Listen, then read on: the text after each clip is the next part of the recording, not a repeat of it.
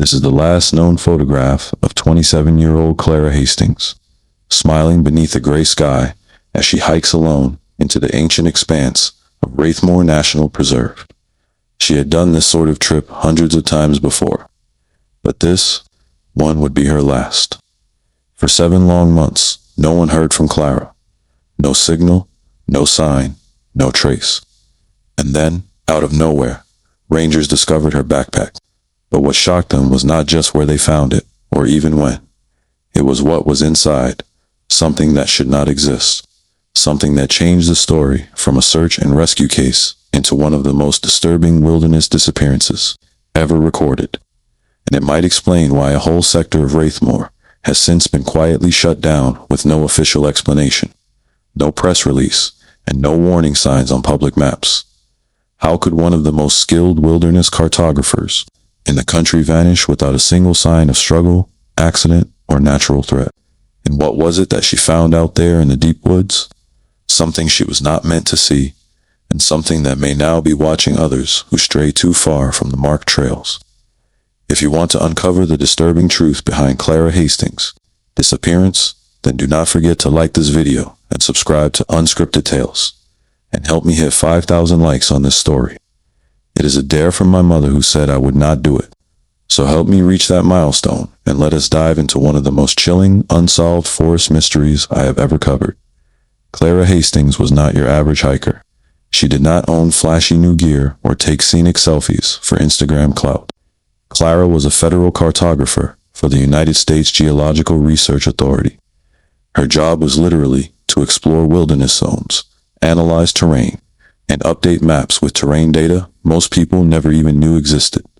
She had spent over a decade hiking solo across national parks, unmarked ridgelines, and forgotten canyons. She logged more than 200 wilderness treks. She carried emergency transponders, weatherproof satellite beacons, high-calorie ration packs, multiple water filtration tools, and a first aid kit that could probably patch up a small battlefield. Wraithmoor was practically her second home. She had hiked every mapped trail in the park at least twice and knew the region's elevations, stream beds, and old burn scars better than some of the full-time rangers. Clara was not careless, impulsive, or naive. Her sister Tessa once said, if something bad ever happened to Clara out there, it would not be because she made a mistake. It would be because something went very wrong.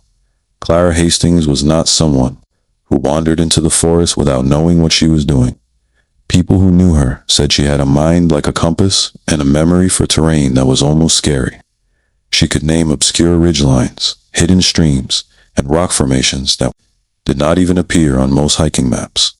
She was not chasing thrills or trying to prove anything. Wraithmoor was not just a place she visited. It was a place she studied, mapped, and understood better than most. She began solo hiking when she was 19. Over the next 8 years, she completed over 200 wilderness trips, many of them in rugged, remote areas where cell service did not exist. She always logged her routes, always carried extra batteries, and always left her itinerary with someone she trusted. Her sister said Clara had backup plans for her backup plans. She even packed multiple GPS devices in case one failed. There was never a time when Clara went into the forest without knowing exactly where she was going and how long it would take her to come back. And that made her disappearance feel all the more unreal. The day she set out for her final hike, Clara was not exploring a new path. She had chosen a familiar trail called the Silent Hollow Loop. It was a moderate 24-mile route, something she had done 7 times before. She told her sister she would be gone for 3 days, that she just needed a break after finishing a difficult mapping project. Her last message came at 3:02 p.m. on a Friday afternoon. It said, "Signal will be spotty. I will check in Sunday. Do not worry." That text was sent from coordinates that showed she was exactly where she was supposed to be, about 8 miles into the trail, near a known resting point. And then, nothing. No more messages, no check-in, no emergency beacon, just silence. The forest had swallowed her, but left no sound, no warning, no trace. What could make someone so skilled, so prepared, so completely in control, vanish without a single clue? When Sunday evening passed with no message from Clara, her sister Tessa did not panic right away. Clara had been delayed before by sudden rain or a fallen tree blocking a route. Sometimes she came back hours later than planned, tired but safe, brushing off the concern with a quiet laugh. But when Monday morning came and Clara's phone went straight to voicemail again and again, that quiet worry inside Tessa turned into something sharp and cold. By the time the sun rose higher in the sky, Tessa was already on the road, driving 2 hours north to Wraithmoor. When she reached the silent hollow trailhead, her heart dropped. Clara's silver Subaru was still parked where she had left it 3 days earlier. It had not been moved. The windows were fogged from the morning dew. The spare key was still hidden in the magnetic case under the bumper, right where Clara always kept it. Tessa waited for hours, hoping her sister would appear on the path like always, muddy boots and windswept hair, rolling her eyes at the fuss. But the forest remained still. By Tuesday morning, when Clara's car was still untouched, the park rangers agreed something was not right. A full-scale search began that afternoon. At first, the rescue teams were confident.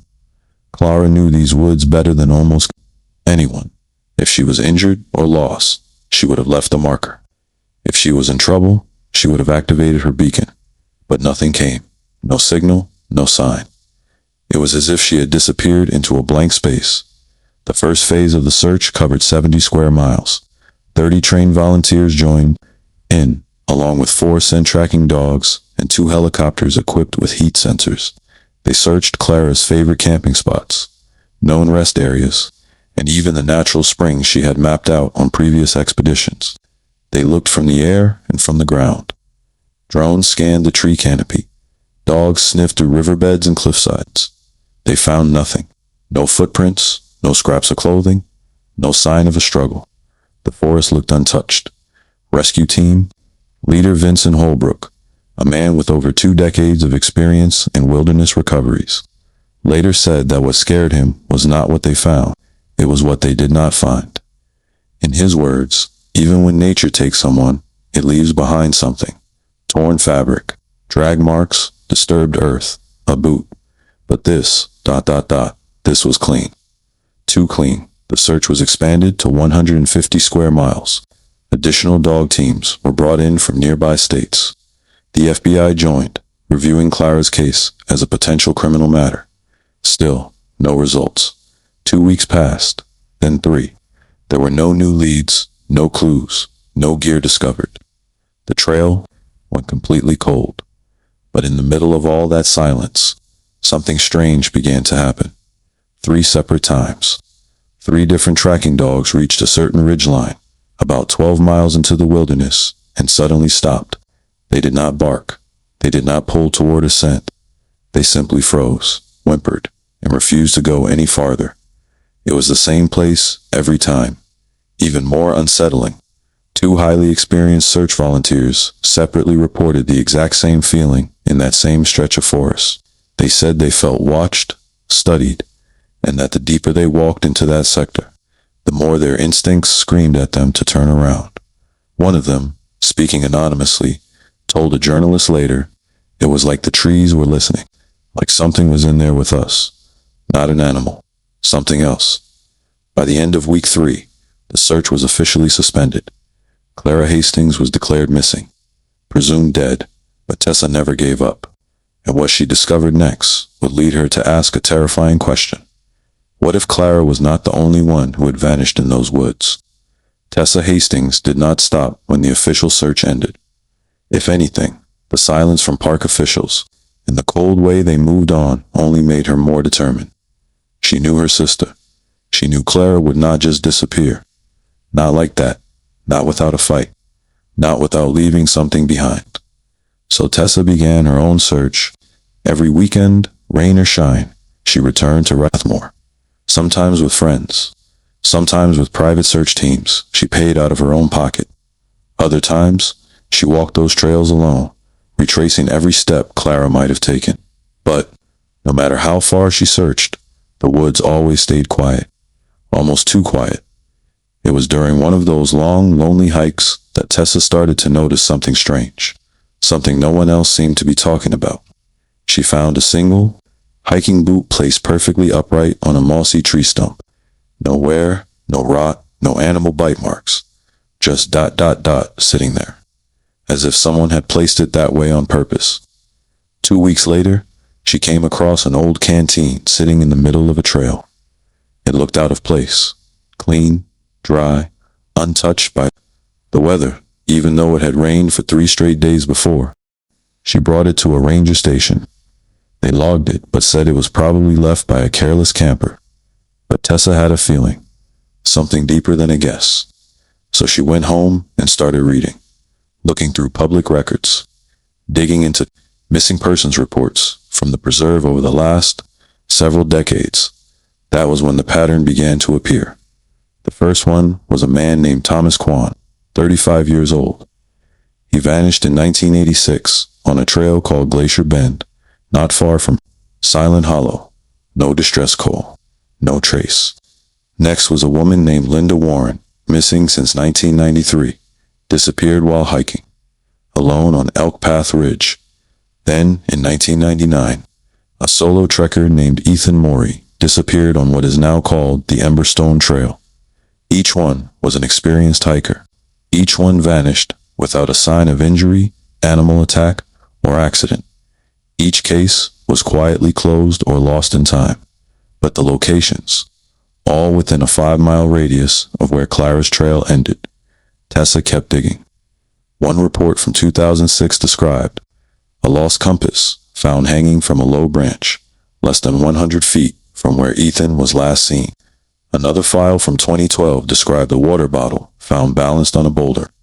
The object was clean and full, sitting in the sun for weeks, yet no mold or insects had touched it. Something about these items felt wrong, too clean, too intentional, as if someone or something had left them there. Not dropped by accident, but placed, deliberately. And then she found something that sent a chill down her spine. A retired park ranger, Walter Reeds, had once written a journal about unexplained incidents and rape. In his notes, he mentioned a section of the preserve that older rangers called the Hollow Sector. He said the place had a strange air. Dogs refused to enter it. Radios often went dead. Hikers felt watched. Walter noted that over the years, at least 4 disappearances had happened in that exact part of the forest. But the strangest thing was what happened after each one. Weeks or months later, something would be found. A boot, a photo, a map, items placed somewhere obvious, as if the forest wanted them discovered. It was always the same. No blood, no torn clothes, no signs of struggle, just an object, clean, waiting. And then came the spring thaw. Snow melted, trails reopened, and something surfaced that would bring this mystery into a whole new light. Clara's backpack, but it was not found where anyone expected, and it was not found the way anyone could explain.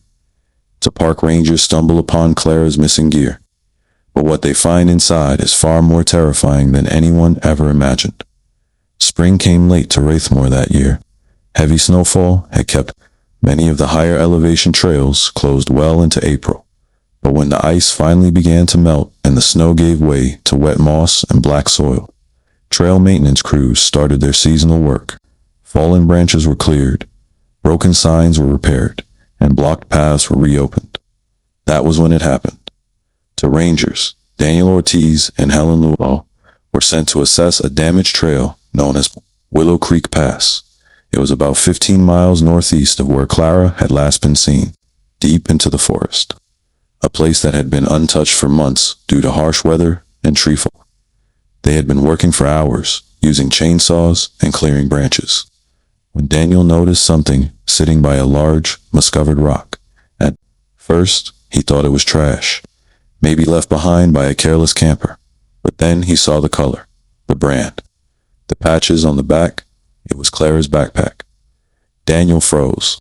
Helen came over and gasped the moment she saw it. They both recognized it immediately.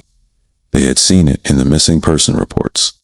The same style, the same fabric, the same tear near the side zipper. But what struck them the most was the condition. It was perfect, as if someone had gently placed it there the day before. There were no claw marks, no mold, no signs of weather damage, not even dirt on the straps. That made no sense. The pack had been missing for 7 months, through snowstorms, through freezing, rain, through wind and sun, and the wild breath of the forest. But it looked fresh, clean, untouched. They radioed it in immediately. A response team arrived within 2 hours and sealed off the area.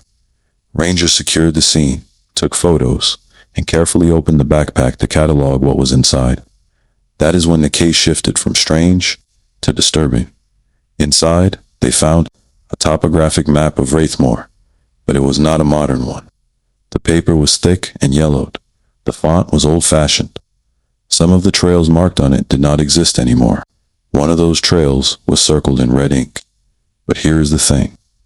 That trail had not appeared on any park-issued maps for decades. They also found Clara's weather journal. At first, it seemed ordinary. Notes about the air pressure, wind speeds, bird sightings. Nothing unusual.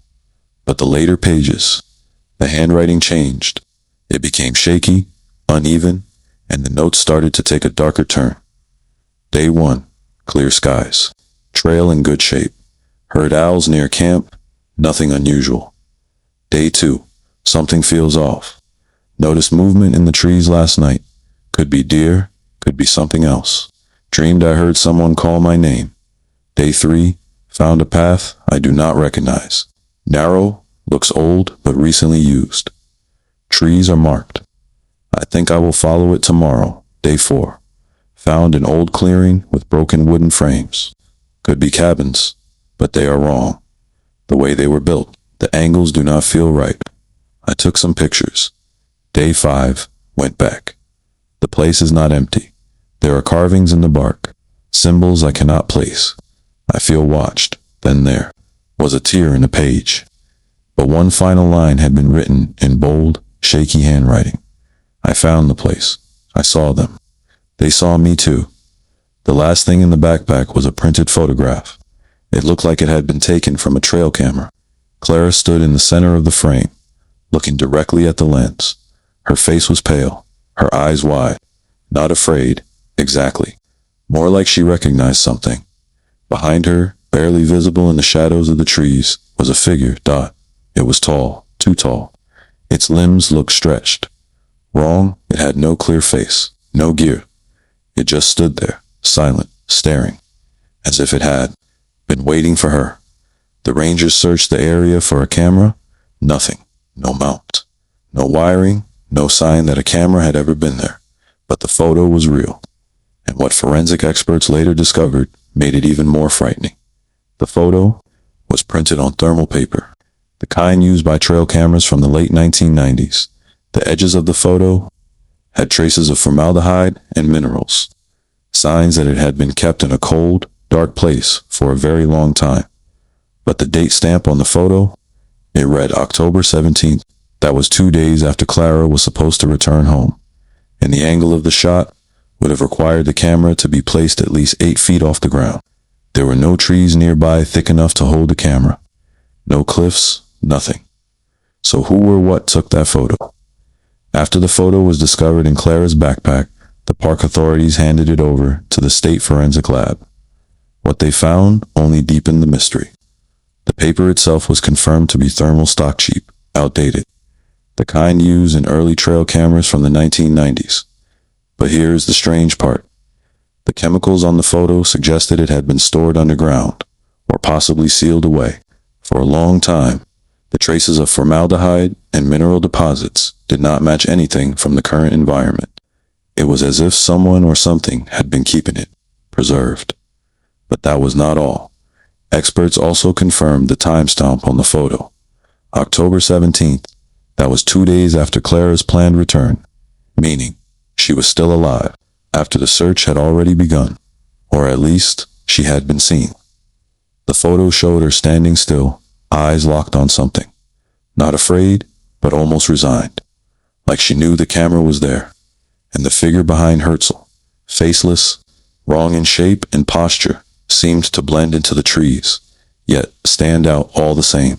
There was something ancient in the way it loomed, something unnatural.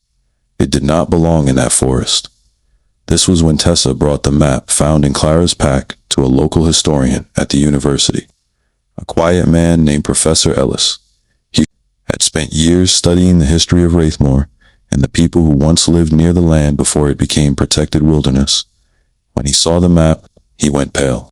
He said the style and printing matched trail maps used by private logging companies back in the 1930s.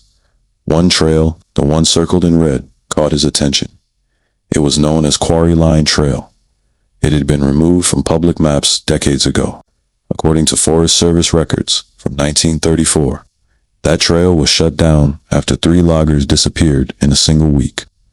The official reason was labeled as environmental hazard, but Professor Ellis knew more. He had read the archived field notes. 3 Menja Kublin, Howard Fisk, and Charlie Dalton had gone out to clear trees near an old settlement at the edge of that trail. They never came back. A search party found their gear piled neatly at the worksite, not scattered, not dropped, placed, like someone had set everything down and walked off without a struggle. The notes described strange symbols carved into the trees nearby. Sharp lines, circles inside circles. None of the searchers could explain what they meant, but it was what the local papers from that time said that sent chills through Tessa. They talked about whispers in the trees, about hikers who saw figures that looked familiar, too familiar. One logger swore he saw Jacob Lynn days after he disappeared, standing between the trees with an odd smile. He called out to him, but Jacob did not respond. He only watched, then turned and melted into the woods without a sound. The locals had a name for the place near that trail. They called it the Hollow, and the legends were always the same. Shadow things, tall ones, beings that could mimic a person's face, lure them deeper, and sometimes replace them. The Park Service stopped talking about the Hollow after the preserve was established. Trails were renamed, old records locked away. But the disappearances did not stop. They only became quieter, easier to explain away. Until her pack showed up, as if it had been waiting. And now the question no one wanted to ask was becoming impossible to ignore. What if something has always lived in Wraithmoor? And what if it watches us still? By the time Clara's backpack was found and the photo examined, whispers began to surface. Not new ones, old ones. Stories that had been ignored or laughed off. Stories people shared over campfires or in hushed voices at ranger stations, but never put into official reports. Now, with everything that had happened, Tessa started looking into those stories more seriously, and what she found made her skin crawl. It began with a report from a hiker named Carl Deegan back in 2004. He had been walking along the West Fork of Emberstone Trail when he met a woman coming from the opposite direction. She looked tired, but calm. She asked him how far it was to the main parking area. Carl gave her directions and kept walking. But something about her bothered him. Her eyes, they did not blink. Not once. He remembered thinking it was strange, almost like she was trying to appear normal, but was missing the small things.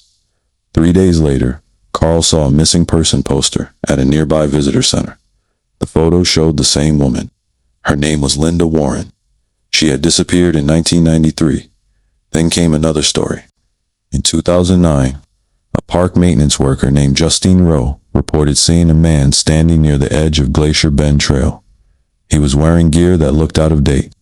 Justine said he waved at her, then turned and walked into the woods. She followed, but within seconds, he vanished behind the trees. When she described him later to a coworker, they showed her an old ranger report. The man she had seen matched Thomas Kwan. He had been gone for over 20 years. But the strangest reports came from those who got close enough to speak with the ones they saw. A hiker named Maria Santos had an encounter in 2013 while exploring Devil's Hollow Ridge. She met a man sitting quietly on a rock near a fork in the path. He asked her about trail conditions ahead. His voice was calm, almost too calm. She said there was something wrong about him. His clothes were old. His pack was covered in dust. but his face was exactly the same as the missing person photo she later found at the ranger station. The man's name was Ethan Morey. He had vanished in 1999. Maria said she only turned her head. For a second, when she looked back, he was gone. And then there was the most chilling encounter of all. In 2018, a seasonal worker named Joel Brenner was clearing branches near a lesser-used trail when he came across someone standing completely still in the middle of the path. The figure was tall, male, wearing a hard hat and old logging gear. Joel thought it might have been another worker at first, until the man turned and asked, in a strange voice, if Joel knew the way back to the old settlement.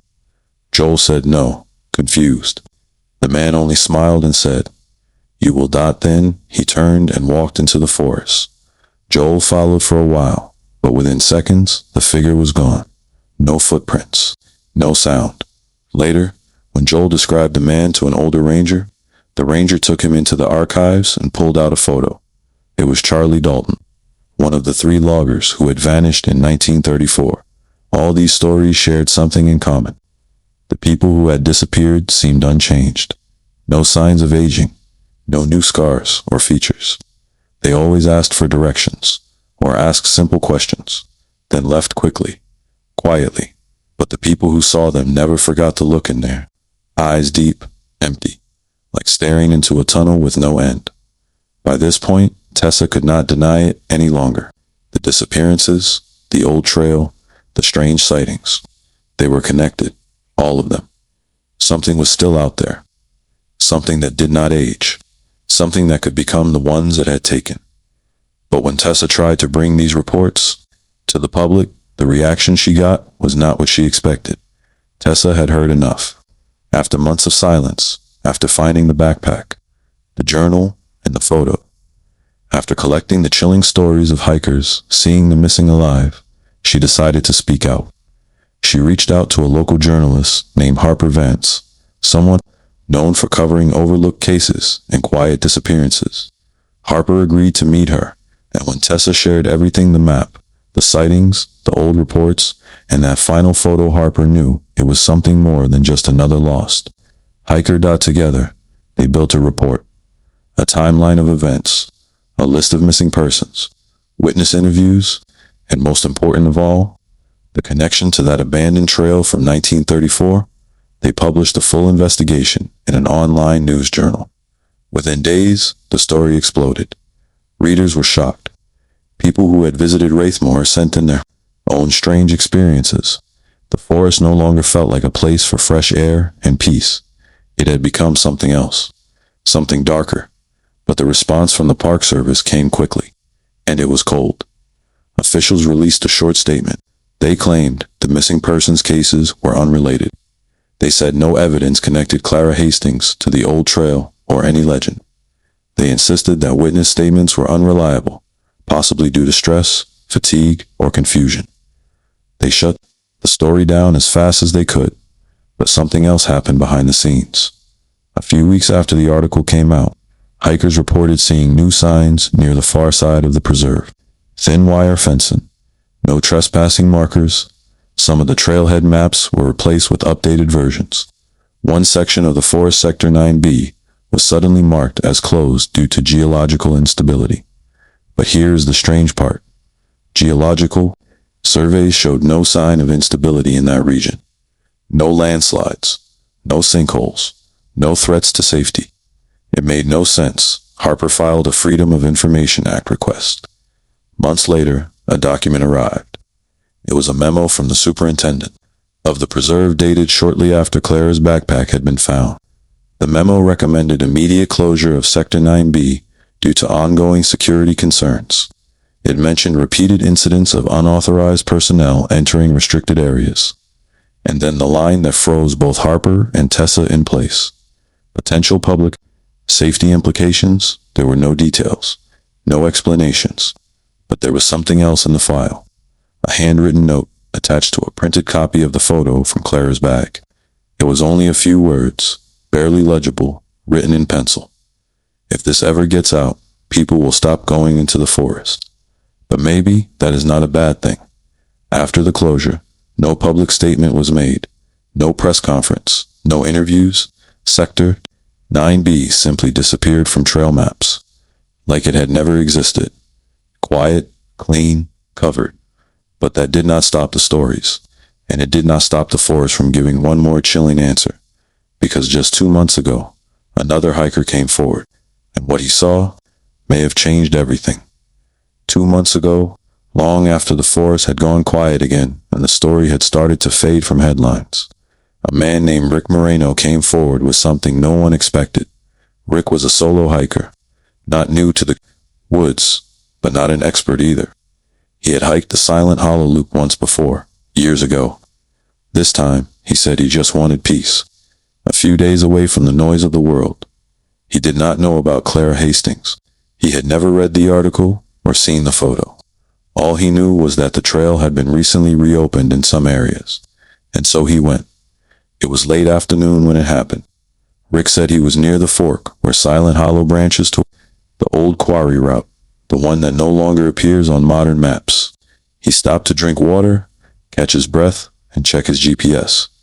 That was when he saw her, a woman, standing just a few yards ahead, pale skin, brown hair pulled back, wearing a gray jacket and an old green pack. She looked exactly like the missing posters Tessa had once taped 2 trailhead signs. Clara Hastings. Rick said she did not seem scared. She did not run. She just stood there, looking at him, like she was trying to remember something. Then she spoke. "Have you seen my backpack?" Rick blinked, confused. He told her no, he had not. And then she smiled. Not wide, not warm. Just a small, strange smile. "Do not worry," she said. "Someone will find it when they are ready." Then she turned and walked into the trees. Calm, steady, silent. Rick tried to follow, but after only a few steps, he realized she was already gone. No sound, no footprints, nothing. He searched the area for half an hour, but found no trace of her. When Rick got home, something about the encounter kept bothering him, so he did a quick search online. That was when he saw her face, the same woman he had spoken to, Clara Hastings, but she had been missing for nearly a year, and according to every official record, she had never been found. Rick reported the encounter. The authorities dismissed it as a mistaken identity. Maybe he had seen someone who only looked like Clara, but Rick insisted it was her. He was sure. Tessa, when she heard Rick's story, did not cry. She just stared at the wall for a long time. Then she said something Harper would never forget. Clara always said the forest speaks, if you know how to listen. I just never thought it would speak. Like this. No new search was launched. No updates were made to the case. Wraithmoor remained quiet. But now, those who knew the story began to look at the woods differently. Because maybe Clara really is still out there. Maybe others are too. But the question is, are they still themselves? After everything, the backpack, the journal, the photo, the sightings, one truth remains. Clara Hastings never came home. Her body was never found. Her voice was never heard again. But in the quiet corners of Wraithmoor, in the shadowed ridges, near that old forgotten trail, something still lingers. Tessa never stopped going back, even after the forest was closed. Even after the officials brushed her aside, she kept returning, walking those old trails, whispering her sister's name into the wind. Sometimes she thought she heard footsteps behind her. Sometimes she thought she saw a figure at the edge of her vision. But when she turned, it was always gone. The truth is, some stories do not end with answers. Some places hold secrets too old and too deep for maps or journals to explain. Wraithmoor is one of those places. It is a forest that watches the forest, that waits. And sometimes it keeps what it finds. The theory many believe now is chilling, but it may be the only one that makes sense. There is something in that part of the forest, something that does not just take people, it copies them. It studies them. It learns how they walk, how they talk, how they smile. And when the moment is right, it sends something back in their place. Not the same. Close, but not quite. Just enough to make you pause. Just enough to make your blood run cold. The sightings of the missing, the ones who never aged, never changed.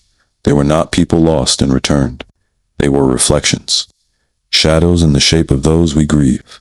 They came back only to remind us that something else still walks in those woods.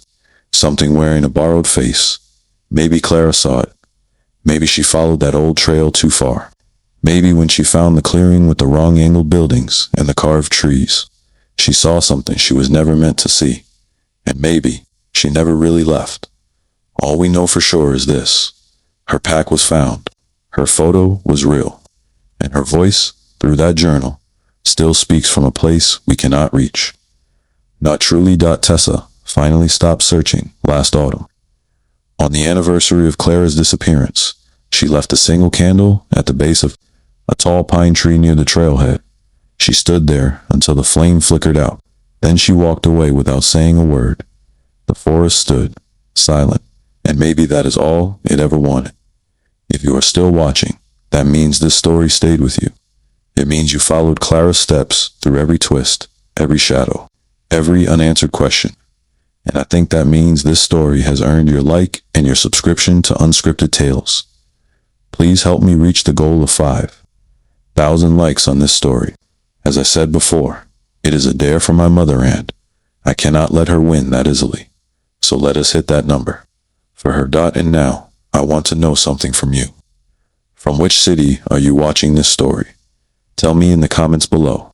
And tell me what you believe happened in Wraithmoor. Was Clara taken? Was she replaced?